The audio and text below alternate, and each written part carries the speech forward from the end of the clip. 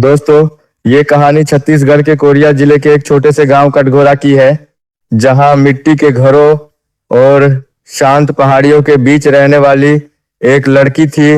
नाम था मीरा। मीरा की जिंदगी शुरू से ही संघर्षों से भरी थी। उसके पिता का देहांत कई साल पहले हो चुका था और उसकी माँ सावित्री लंबे समय से बीमार चल रही थी। घर में कोई कमाने वाला नहीं था, इसीलिए मीरा ही सुबह से शाम तक दूसरों के खेतों में काम करके घर चलाती थी। धूप हो या बारिश, उसे हर हाल में काम पर जाना ही पड़ता था। कई बार तो ऐसा होता कि दिन भर की मेहनत के बाद भी सिर्फ 2 वक्त की रोटी मुश्किल से जुट पाती। लेकिन इन सब के बावजूद मीरा के चेहरे पर एक अजीब सी शांति रहती थी, जैसे उसने हालात से लड़ना सीख लिया हो। गांव वाले उसकी तारीफ भी करते थे और पीछे से दया भी जताते थे, लेकिन मीरा को इन बातों से फर्क नहीं पड़ता था। उसे बस अपनी माँ की चिंता थी। एक रात अचानक मौसम बदल गया। तेज हवा चलने लगी और कुछ ही देर में जोरदार बारिश शुरू हो गई। बिजली की चमक और बादलों की गड़गड़ाहट से पूरा गांव सहम गया। मीरा अपनी झोपड़ी के अंदर बैठी माँ के पास थी और उन्हें ढांढस बंधा रही थी। तभी अचानक दरवाजे पर तेज दस्तक हुई। इतनी रात को कोई क्यों आएगा, यह सोचकर उसका दिल धड़कने लगा। उसने धीरे से दरवाजा खोला तो सामने एक अजनबी युवक खड़ा था, पूरी तरह भीगा हुआ, चेहरे पर चोट के निशान और आंखों में घबराहट। उसने कांपती आवाज में कहा, कृपया मुझे थोड़ी देर के लिए अंदर आने दीजिए, मेरी गाड़ी का एक्सीडेंट हो गया है। मीरा एक पल के लिए रुकी, लेकिन फिर बिना कुछ पूछे उसे अंदर आने दिया। उसने उसके घाव साफ किए, सूखे कपड़े दिए और जो थोड़ा बहुत खाना था उसे बांध कर खिला दिया। युवक बार बार कहता रहा कि वह पैसे देगा, लेकिन मीरा ने साफ मना कर दिया। उसने कहा, यह मदद की कीमत नहीं होती।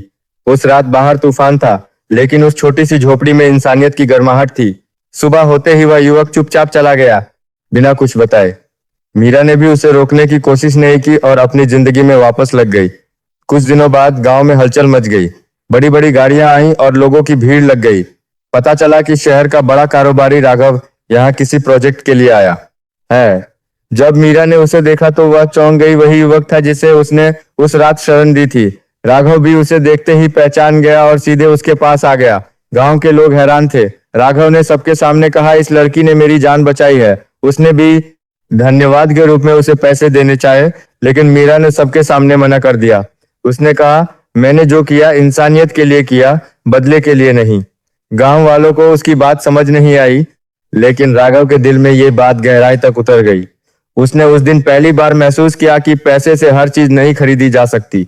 इसके बाद राघव ने गांव के लिए काम शुरू किया। पानी की टंकी, स्कूल और एक छोटा अस्पताल बनवाया। मीरा भी उसकी मदद करने लगी।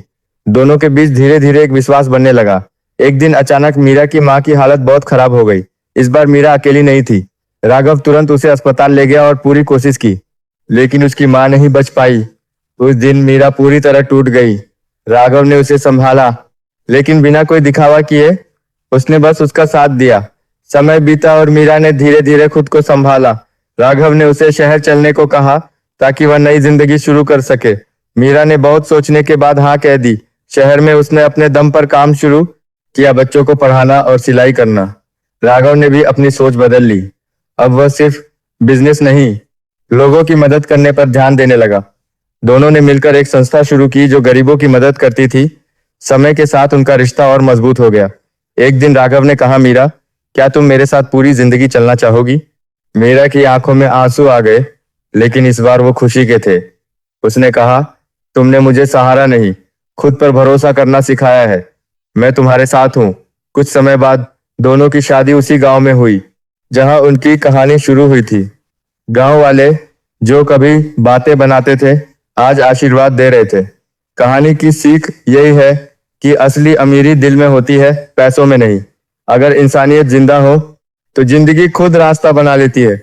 अब आप बताइए, अगर आप मीरा की जगह होते तो क्या उस रात दरवाजा खोलते? और अगर आप राघव की जगह होते तो क्या अपने अहंकार को छोड़ पाते? कमेंट में जरूर बताइए।